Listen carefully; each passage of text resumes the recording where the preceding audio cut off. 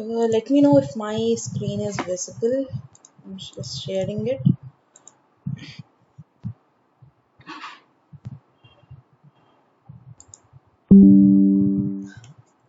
So yeah, we all has discussed the admin part, and today we'll be discussing the scripting part. And before that, in ServiceNow, if you're working on a project, so you can't make changes directly into the global application in the global default global. So let me just give you a scenario. So whenever you do some changes to the existing instance, so if uh, something error was there in your code, or something which damages whole application, okay, which you have run that, and then it affects all the global applications. So if you see, if we have any delete query or any queries like that, so it affects all the whole applications. So in order to get rid of that, so in ServiceNow we have update sets. So it is very important that we create an update set and capture the updates in that. So in every project, will be first step will be doing is the update set creation. So if you see here, system update sets is an application in which you have the local update sets. So once if you open local update sets, and then let's say let me create a update set. And while creating an update set in a client project or in any project, you have to make sure you follow the uh, name convention. So let me say if I'm working for a project called Wipro project, and then they'll be providing me a requirement. So in ServiceNow or in our software, will be calling in the corporate will be calling the requirements as stories. Okay, so we'll be giving the stories. So for every story, we'll be having the story number, and then who are updating it, suppose me myself Manaswini, so I'll keep my name as Sri Manaswini SM, and then I'll be writing the description, means the short description of the requirement. Suppose let's say we are creating an update set to capture the flow designer. Okay, so we'll be writing the flow designer. So this is the naming convention which you follow for your update set. So let me say Wipro VI hyphen my story number STRY. Suppose let's say 123 is double three is my story number, and here you have to give the underscore my name SM, and I am capturing the flow designer. Okay, and then submit and make it current. So what it will do, once if you refresh here, then you can actually see the updates it created, which is Wipro story number and this. Now let's go and create a flow designer. So we obviously we have seen this flow designer in our previous session, in which what is a flow designer? It's a process automation which processes the flow. So let's take an example. So we have created an uh, latest one. Let's create a new flow. So by clicking new, you can create a new flow. Let's give test demo, and then build a flow. Okay, let's use another one. Demo 1, 2, 3.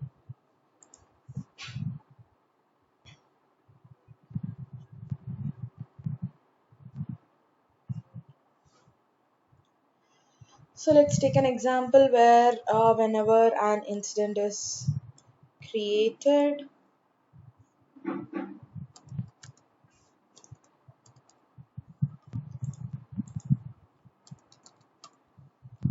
incident is created. And let's take an example.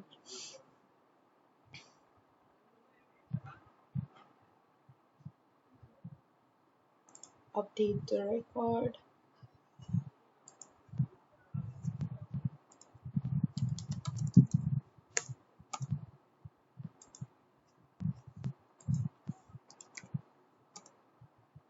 Category to software and subcategory to something like disk, and assignment group to hardware, and assigned to let's take able tutor. Done. And once if you just go to your update set, and just if you click here the open record, so once it gets open, for now if you see a update got captured, which is flow. Okay, so now let's just save this and activate.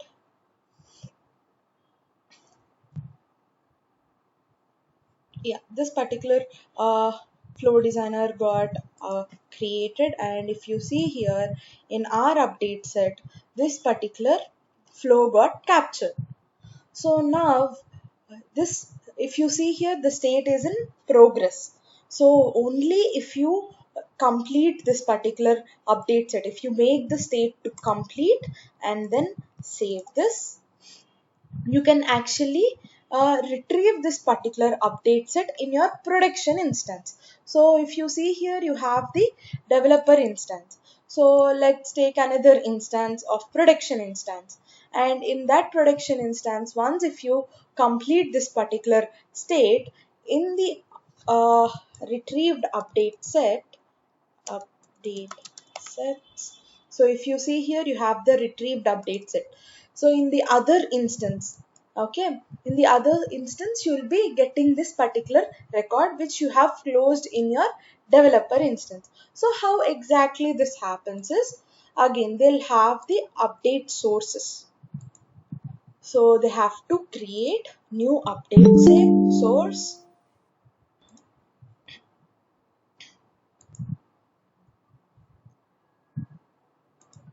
So yeah, so here let's give the production instance,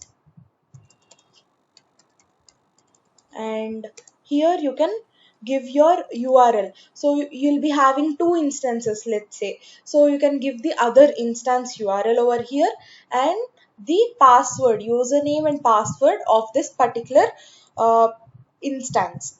And then if you test the connection, once the connection is built, then whenever you capture an update set and make it close, then in the retrieved update sets of the other instance, you can actually get this particular update set. And then there you will be committing this particular update set, previewing that, and you'll be committing, so that what happens, all the updates whatever you have done will be in the production instance, so that you can use. So if anything goes wrong, you can actually rectify in the developer instance only. Only when your state is in progress, only then you can make any changes. So now let's say this particular update set, whatever you have done is not required. Then what you have to do, you have to make you can't go and delete. So here as of now we have only one update. What you'll be doing, you'll be going and deleting this particular flow, but this is not a good practice. So what you have to do, you have to back out your changes. So once if I click back out and proceed with this back out, then the flow which you have done gets deleted, or the back out, it will retrieve back. So let's close this, and then if you just refresh this,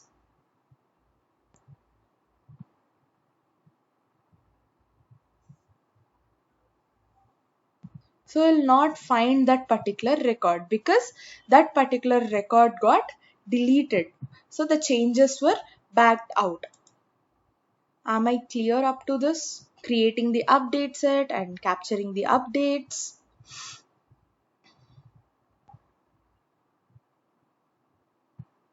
Any questions?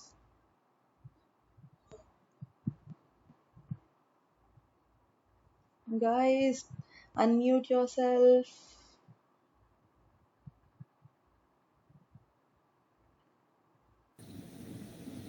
No questions so far. Yeah. So from now, whatever you do, so I'll be giving you a task.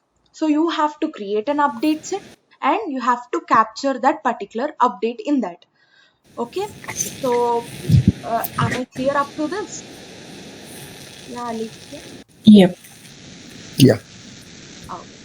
So before going into the scripting part of ServiceNow, so we need the basic idea of what is JavaScript and where exactly we'll be using our JavaScript. So let me once present you that and explain you what exactly a JavaScript is and how we are going to use the JavaScript in our scripting of ServiceNow.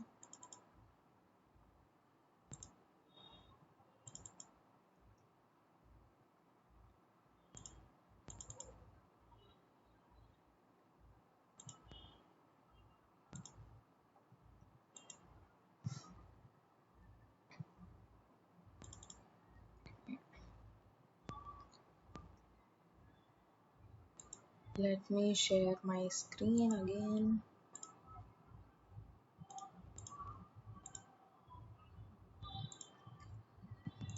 Let me know if my screen is visible. So, Yeah, it's visible. JavaScript. So basically, exactly is a JavaScript is? It's like a high level and versatile programming language. So basically, we'll be having the web pages, if you see, which are built with the HTML and CSS. And when you are using the HTML and CSS, it's just a static HTML page, static web page. So you want some response or you want to make your page dynamic, then you will be using the JavaScript in order to make your page dynamic.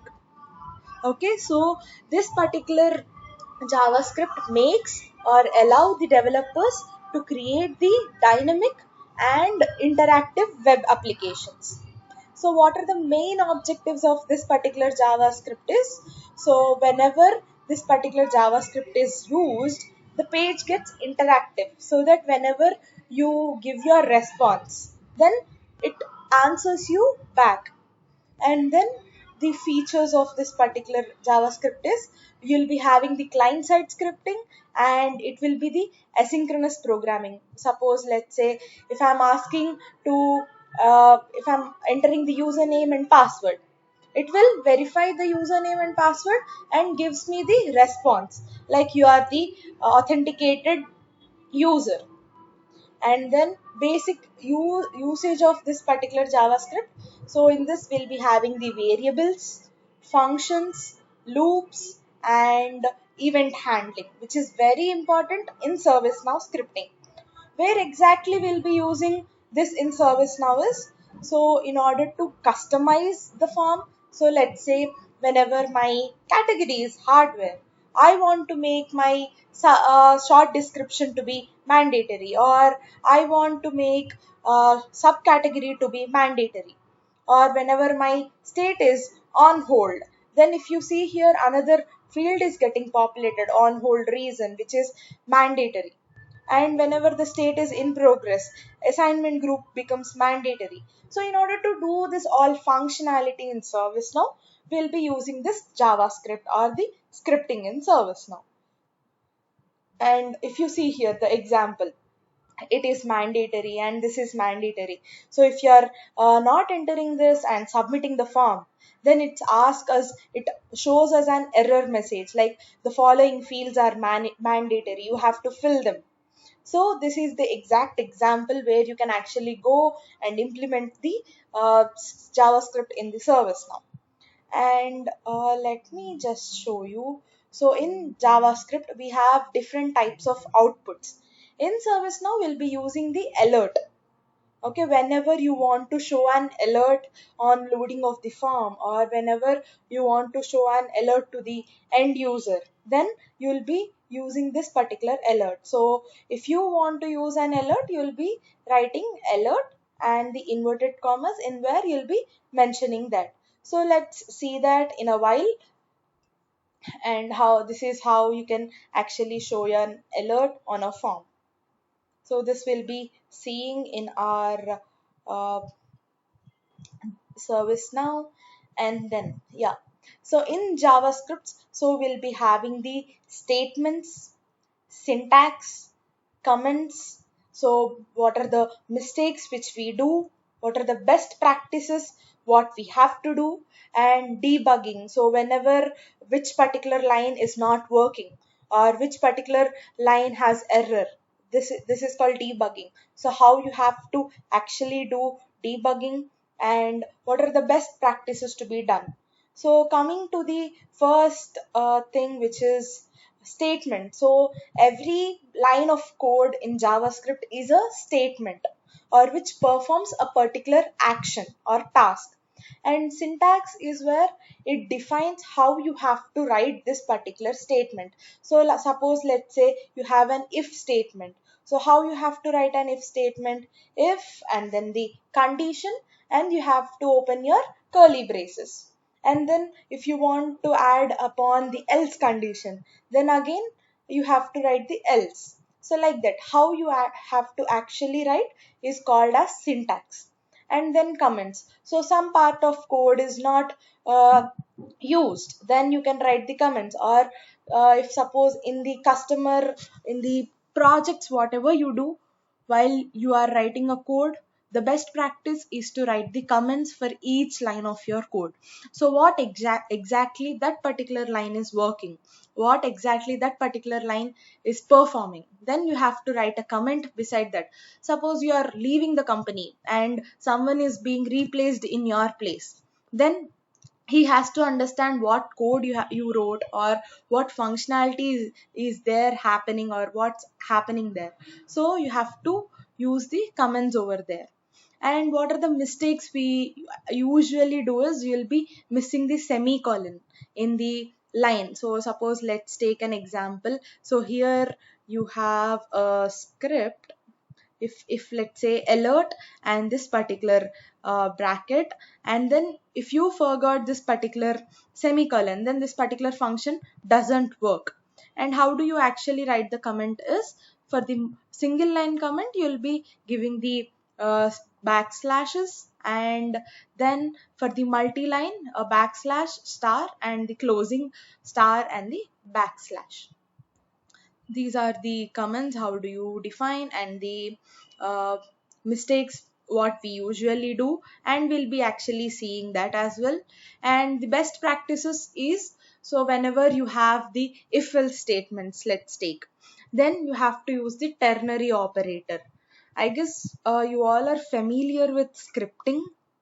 uh, I'm explaining it so that you all are familiar. So let me just confirm that you guys are familiar, right? Just gives a thumbs up so that I can understand you are familiar. Yeah, Lekhya, Krishna.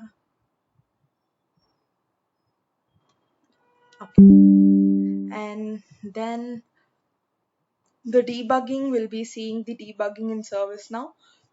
So this is the main part of ServiceNow scripting, which is variables. So how actually you have to define a variable in ServiceNow. So whenever you want to store some value, so the first thing you have to create a variable. So in this particular JavaScript, we have three types of keywords which we use, which is var, let, and const. So var is for the variables to define, and in your complete code, you can actually change that particular value of that particular variable. And let is where you'll be using for the looping variables. So for in the for loop, you'll be having the let I is equals to 0. So like that, in the for loops or the while loops, only for that particular block, you'll be using the let variable, and you can actually change the value as well. And coming to the const is where once if you define const a is equals to 100, then in the whole script you can't change the value of a. So this is where you'll be actually looking into the const. And you can actually write like this, where test is equals to 12. So you are defining a variable called test1, and then for the let you will be having let num is equals to 10. So you are defining the num is a variable which is with let keyword. And const is where if you const x is equals to 12, and then again you can't change these values again. So throughout the code, the value of x will be always 12. And in JavaScript, you'll be having the operators, and I'll be sharing this particular slides with you so that you can actually go through this each and every example and you can actually implement them. For now, we are actually seeing the important part of the JavaScript which is required. So I'm just going to that, and let's see the if statements in the scripting.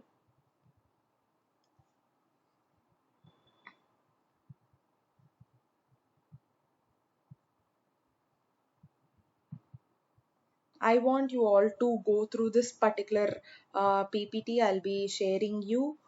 Every part of this PPT is very important.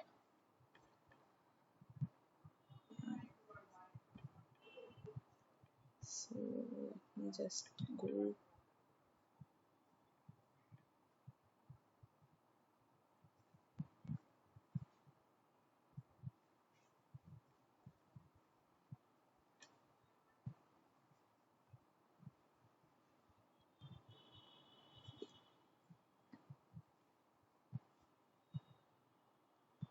Yeah, let's see from the functions which are very important. So in JavaScript, we have functions. So what exactly a function is? So it's a particular block of code which performs an action so that you can actually reuse that particular functionality by calling its function. So how you actually define a function? So function, let's say add a comma b, and then you are adding this particular values, and again you can actually return this. How do you actually return, and then you are adding it directly. So you have to call this function by using add, and you will be passing the parameters over here. This is the basic function which you see. And you also have the self-invoking functions. So what does a self-invoking function do is, so immediately after you create a function, you'll be calling that function. So if you see here, this is our regular function, and then here you have a bracket, I mean the close and open parenthesis. So what does this do is, it immediately calls this particular function again, which is called self-invoking function, which is very important in ServiceNow. The first one is the regular function, and the second one is the self-invoking function. And you also have another function called arrow function, which is the shortcut of the regular function. So what does that do is, we can directly write by giving an arrow like this, equal to, and the side arrow, where you are actually defining what has to be happened. So this is the small functionality, so where you can actually use this particular arrow function. If it's a big functionality, you can directly write the regular function and use it. Am I clear up to this? Three types of functions.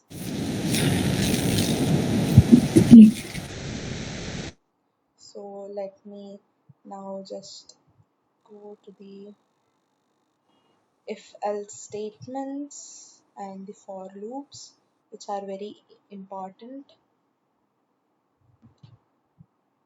So yeah, in JavaScript, we'll be having the conditional statements. So what are conditional statements?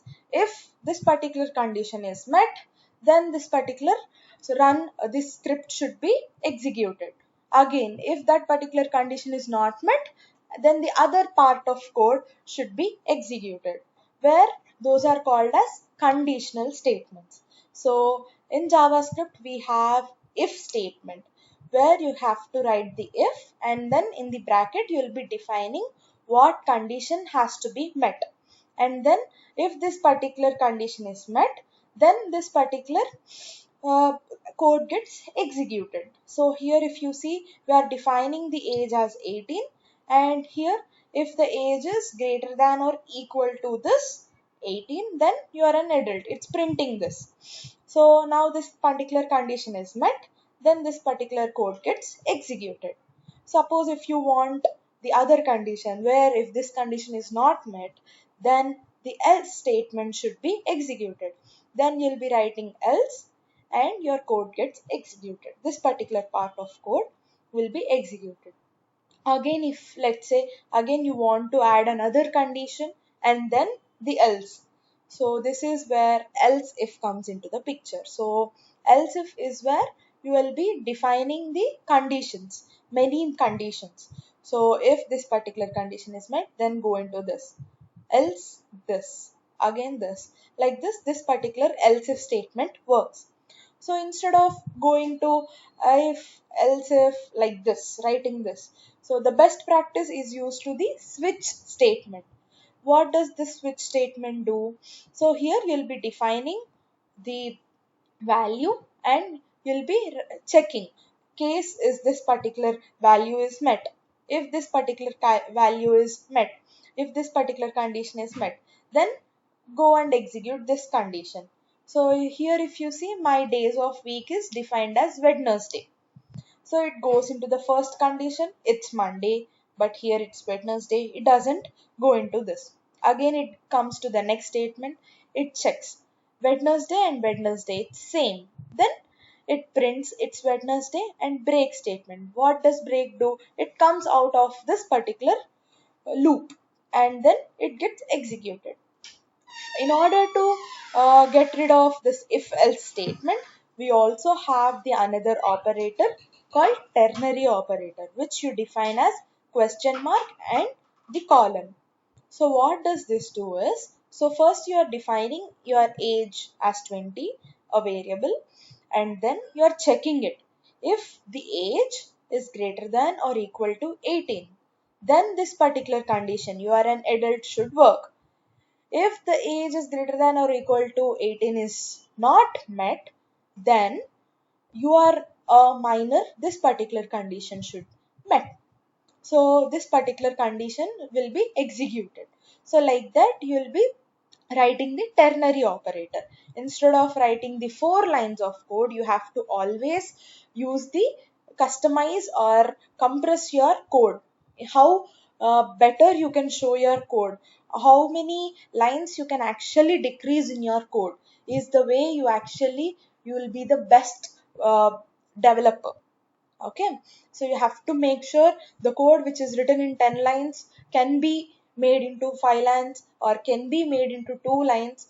How you can actually do that, that is where we have to use our scripting knowledge and developing knowledge. Okay, and then we have the looping statements. So looping statements we all know, which is for loop, where this has 3 conditions. So first, initialize, you have to initialize a variable, and then if this particular condition is met, then you have to go into the loop, again come back and modify the value of the variable and get again check for the condition, go and execute. Again modify the value, check for the condition, execute.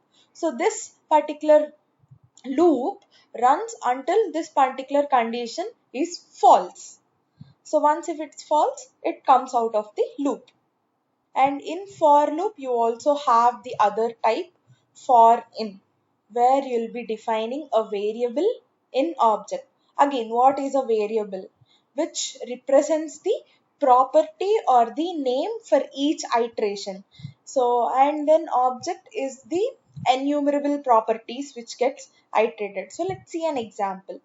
If you are defining this particular person with a key value pair, and you are giving a variable. So here we defined a variable in object. So this is my key is my variable, in person is my object person. In this person you are actually passing this particular key. It goes and prints each value and it gets executed. Person inside the key means it goes into the name, it goes into the age, it goes into the occupation, and this gets printed. And you also have the other one. Let's see the while loop. Yeah, so what does this while loop do is, you will be defining a variable, and then first it checks for the condition and then it gets executed. In this particular code only you can actually modify the value. Again it checks for the condition and executes the code. So this is where again this is called as a while loop. Up to this particular condition gets false, then up till then this particular code gets executed. Am I clear up to this? So we have discussed the variables, how and where we actually use JavaScript in ServiceNow, and the if statements, looping statements, and the functions. So which are very important for the basics of Java scripting in ServiceNow. So now let's quickly, Sunil, yeah, uh, can you also show objects? okay, arrays and the objects. Just objects. Arrays are straightforward mostly. If you guys already have knowledge of other coding languages, mostly arrays are almost same in JavaScript. But can you show objects? Yeah.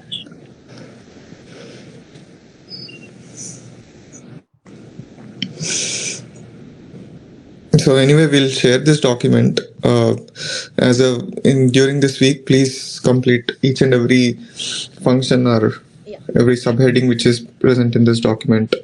Read this and read this thoroughly. So yeah, Yeah. JavaScript objects. So what exactly the object is? So we have seen the person in which it's storing the name, age, and occupation of a person. So it's actually a key value pairs where these keys are strings, or we can call them as symbols, which are uniquely identified values. And these objects contain different data types. So we have integers, strings, arrays, functions, and different. So those all will be uh, this particular object will be handling all those particular data types. So how exactly you will be creating an object? So first you will be defining it. Suppose let's take a person. So const person, where you'll be defining a key value pair, the first name, the last name, age, and again in this particular person is an object. So object will be handling the functions as well. So if you see here a full name, where it's a function which returns this particular first name and the last name. If you see here this, what does this define is, this is where accessing this particular object's first name, this particular object's last name. Okay, so if we have another first name or last name in any other object, it doesn't take, because in this particular person we are accessing this. So in this particular object only, it actually accesses this particular first name and this particular last name. And how we actually access these properties? So we have two ways. The first way is person means the object dot a key. So what is our key here? First name is my key. Then it prints our value, which is called John. And then you can actually access it in the other way, which is person and then the square brackets, where you have to define the key in the double quotes, which is last name. So it prints the value of this particular key called last name as this. This is the way we actually access this object and its properties. Am I clear?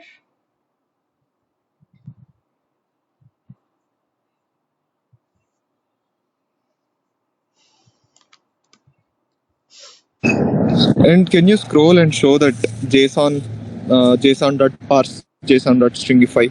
Yeah, sure.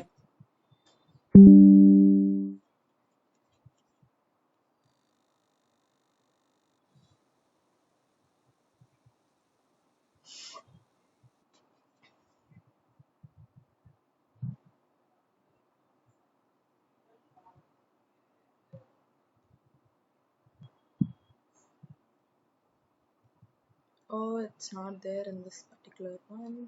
I'll just this. Yeah, you can open it in ServiceNow docs and show it. Ah, no problem. It's there in this. I'll just share. I'll explain.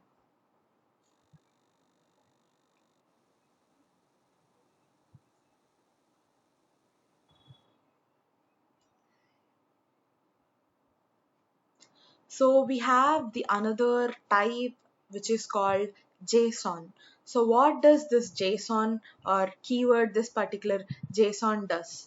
So this JSON is a JavaScript object notation, which is a lightweight data interchange. So we'll be having the uh, in our way we'll be writing the English or any script or anything which will where we'll be using the English, but in this particular computer language they should actually, these machines should understand and it should actually provide us the data, where in this JSON comes into the picture, where this particular format is easy for the humans to read and write, and will be also easy for the machines to parse and generate. So basically, it's often used to transmit the data between the server and an web application as a text format. So if you see here, we have a JSON syntax. How does we actually write?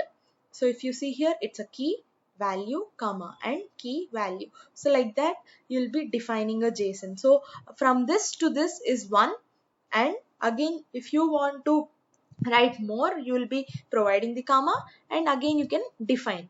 So you can actually define it in a key value pairs. So this is where again this particular JSON format will be. So how actually it gets parsed and what are the data types which it holds? So it holds the strings, numbers, the booleans, and objects and array functions. It holds all types of data types. It holds everything.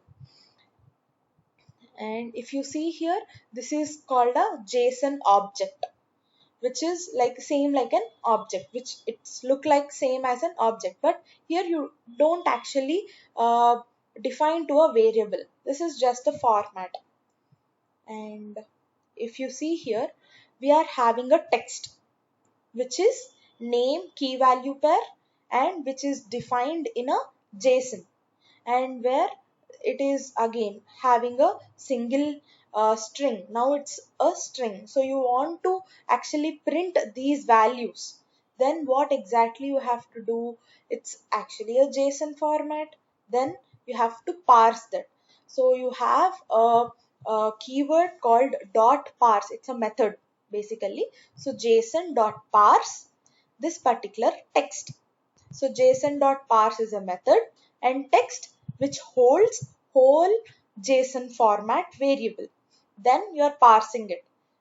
Then you'll be getting the output as, so if let's say if you are printing this particular in the array, then it actually prints in the format. Again, array dot name is where it gets the John Doe, and array dot age means it gets the value got 30. If is student, it gets the value called 50, sorry, false. So like that, here you are actually defining to an array and then accessing all the JSON keys. So what exactly you'll be using? JSON dot parse is a method which we use. Yeah, And basically, yeah, just to add to it, if you see any third-party systems, so mostly the response will be in the form of JSON. So once you get the response, you have to extract those values and you have to set those values into specific fields in the service now, or to assign those values and use those values as next level. So if you want to leverage those things, so you definitely need this json.parse. And also if you want to push multiple values from one place to other place inside the service now, we use mostly json. So this is best way where you can retrieve the data and pass those values and store the values. So that's why this is very important. yeah, so I guess we are good to start the scripting. So in ServiceNow, before again going into the what exactly a scripting in ServiceNow, I'll just open a notepad.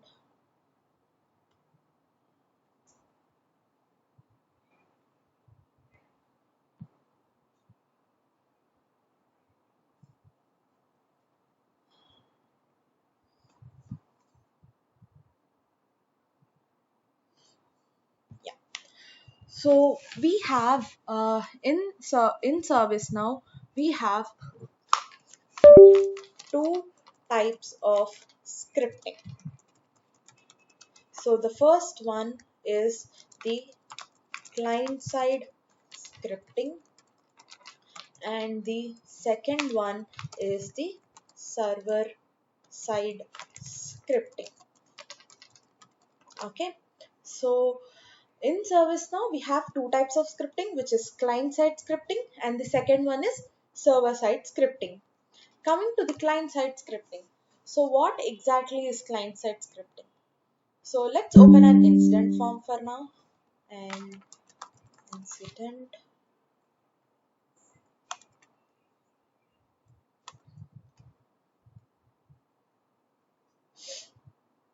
So this is my incident form. So now I want to make description to be mandatory whenever my this particular category is software. So whenever my category is software, I want my description field to be mandatory. Or whenever my state is in progress, I want to make my assignment group to be mandatory. So whatever you see on the form and whatever condition you want to meet or whatever requirement you are looking for in the form, that comes under the client side scripting. So client side scripting is where the form UI and the fields on the form. So the modifications or the customizations on the form UI or on the fields on the form is called client side scripting. And what is server side scripting? I want whenever I select my assignment group as, let's say, hardware. If you see I'm selecting the hardware, then the assigned to, I'm getting only the users who are in the group called hardware. So if you see here, these are the only 9 users who are in the hardware group. Suppose let's say I'm selecting software, and again the assigned to, if I open, I'll be getting only 5 users who are of software group. So what exactly is happening? This is happening in the backend, in the database. So whatever which is related to the database, or the data which is not visible on the form, is called server side scripting. Am I clear?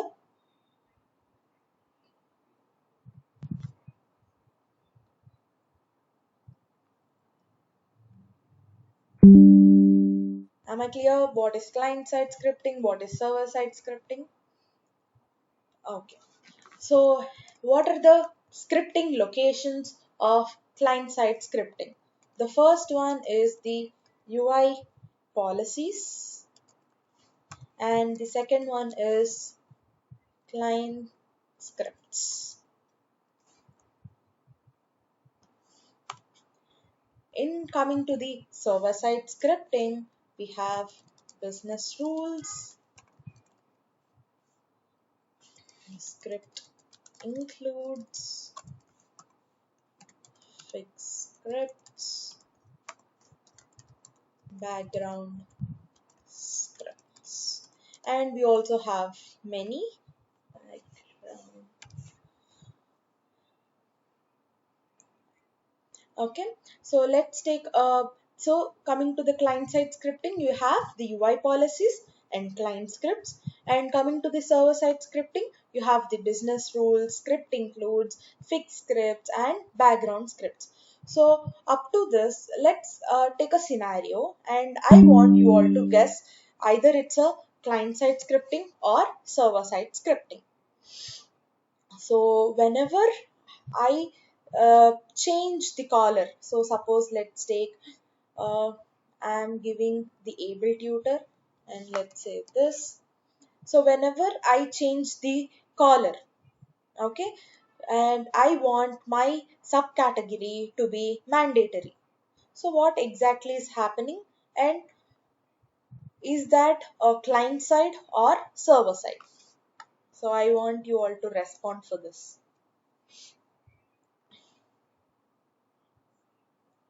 Whenever I change the color, subcategory should be mandatory. Client side. Client side. So why and what, how you are actually defining it as client side? We're performing operations on the form. Yeah, you're right. So let's take another scenario. So whenever my subcategory is category is software, and let's take subcategory as email, then my assignment group should be hardware or the software. So how exactly I can actually do this? So this is client side or server side. Whenever I select my soft category as software and subcategory as email, then my assignment group should be software.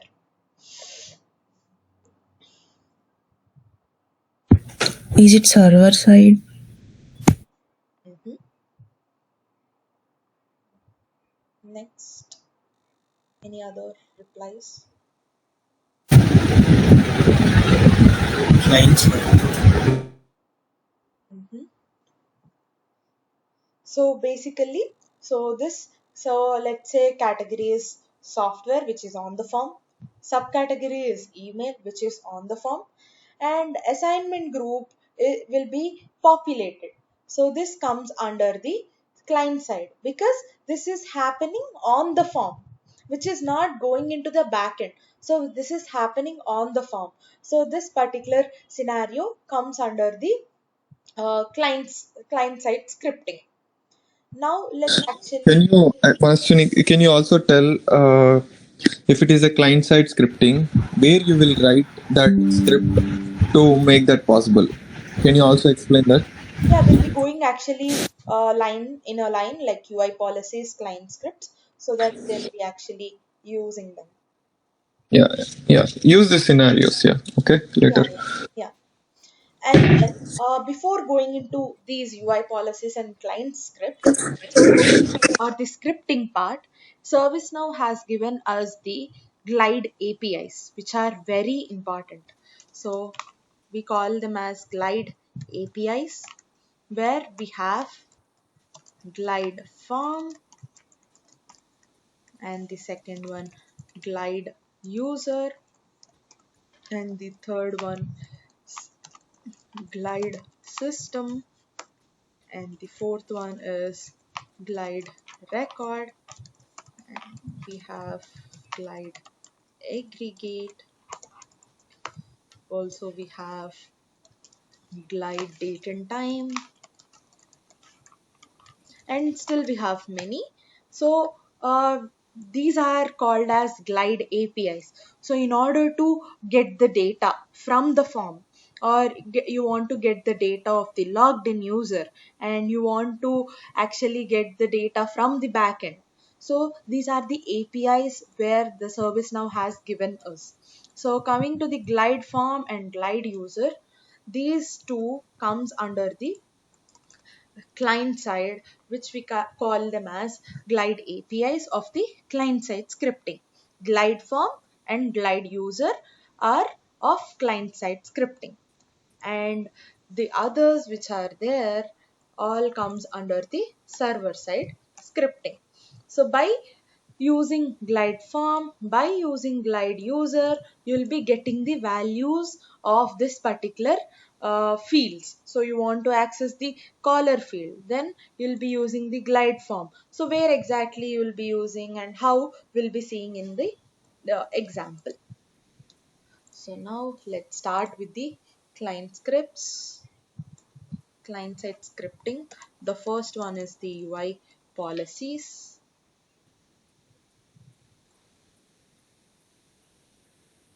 So under the system UI, you have the UI policies. So these are the existing UI policies. So let's create a new UI policy. So for let's take an example. So whenever I select my category as software, I want the subcategory to be mandatory. Okay. So this is on my incident form. So table is where you'll be selecting on which table this should work. So incident, and the short description is where you'll be giving the exactly what we are doing. So making subcategory mandatory.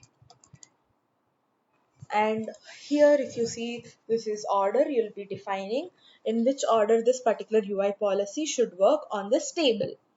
And application is global, and before doing that you have to create an update set. So suppose I actually created an update set.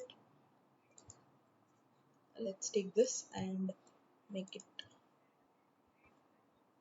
let's create new update set.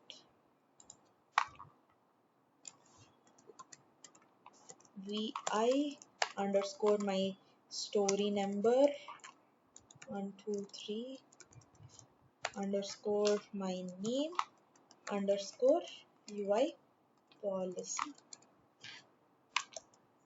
Submit and make it current.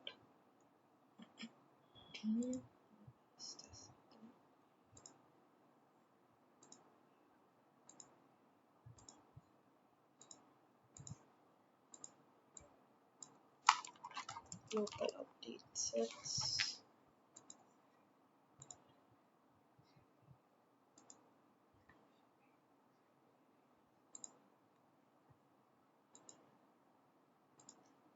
So let's refresh.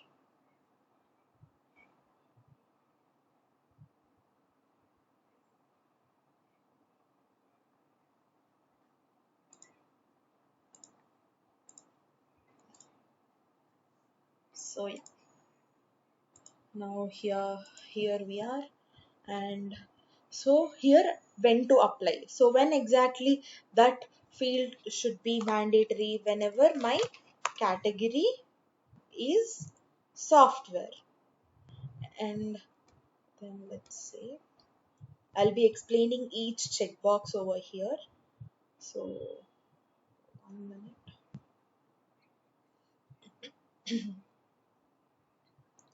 So if you see here, whenever my category is software is my condition, only then this particular UI policy will work.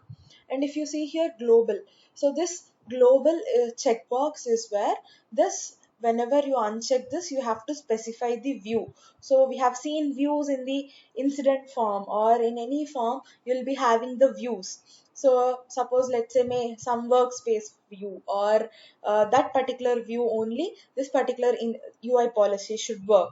Then you can specify the view name, or you can specify the global. Global is where it applies for the all the views.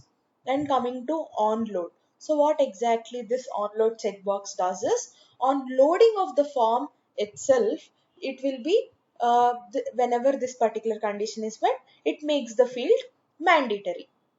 Onload is where on loading of the form, and reverse if false, we'll be seeing that in a while.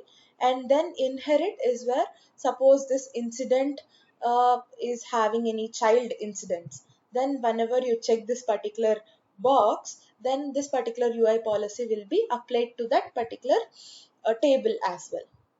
If you see here UI policy actions, here you have to specify your action to be done. Whenever my category is software, then my subcategory, so I have to select the field called subcategory. So my subcategory should be mandatory. So mandatory, as of now it's leave alone, so you have to make it true. If you want to make it unmandatory, I mean like on that, on the other conditions you want to make it mandatory, then you can make this false, and leave alone will not do anything. So true is where whenever this particular condition is met, it will make it mandatory. False is where whenever that particular condition is met, it doesn't make it mandatory, but in the other condition it will make it mandatory. So now we'll be making it this and submit.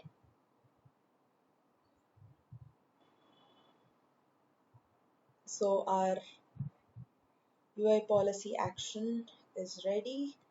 And now let's refresh the form, reload it. Let's select the able tutor. So if you see, I'll make software, then this subcategory is mandatory, and inquiry, it's non-mandatory. So here, how is this particular functionality is being done is due to this particular checkbox, which is reverse if false, means only this condition is met, this particular action is to be done, else or this particular condition is not met, then this particular condition, this particular action should not be executed. So if I just remove this and save, if I again go here and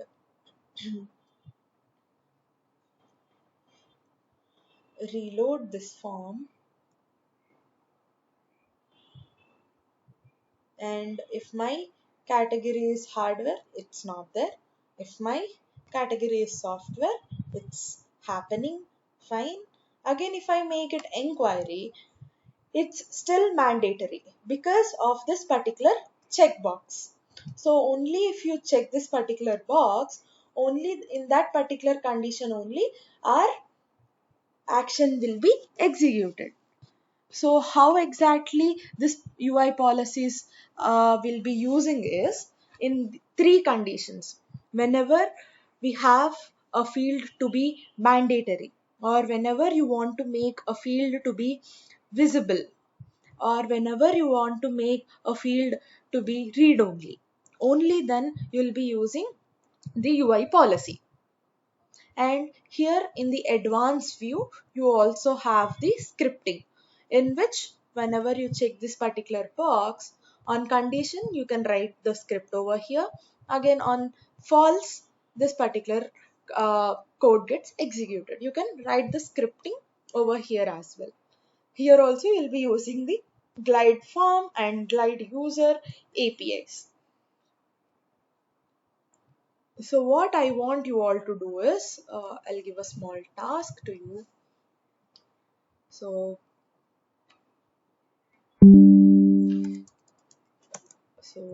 write UI policy.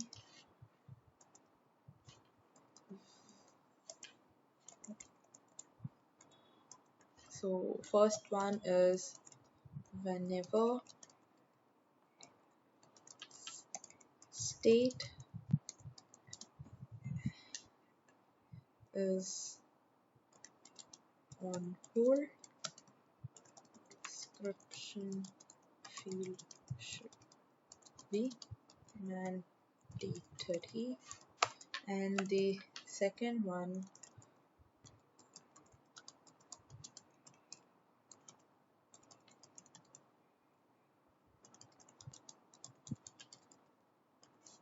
short description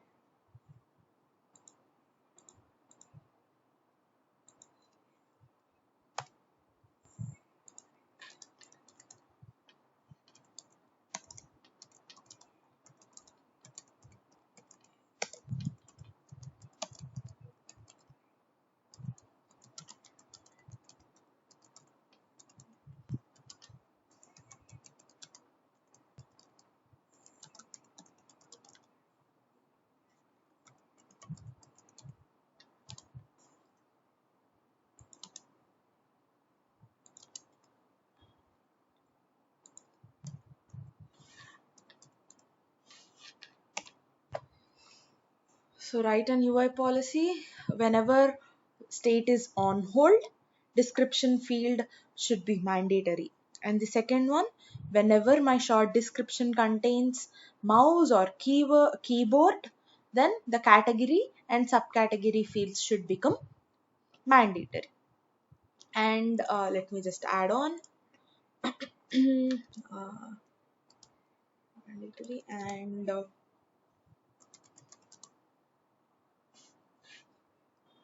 state should become read only.